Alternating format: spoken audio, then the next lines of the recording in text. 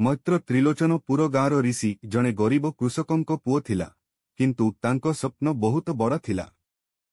प्रतिदिन सकाळे से तांको पितांको सह खेतरे काम करुथिला, तापर से स्कूल जाउथिला। गाँर लोकमाने तांको लगन ओ हसिया मुहकु देखि प्रेरित होथिले।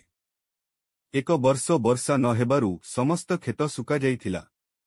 गाँरे दुख ओ चिंता छाई जाइथिला, किंतु ऋषि हार मानिला नहीं। से भाबिला, जदि आमे पानी बंचाई पारिबु तेबे आगामी वर्ष एही दुख रहिबो नहीं। से तांको सांगमानंको सह मिसी गाँर प्रत्येक घर पाखरे छोट टांकी तैयारी कला, जेउठारे लोके वर्षार पानी संग्रह करि पारिबे। परवर्ती वर्ष जेतेबेले सुखा पड़िला, सेतेबेले मात्र मैत्र त्रिलोचनपुर गाँर खेतगुड़िक हरित ओ फसलरे भरी जाइथिला।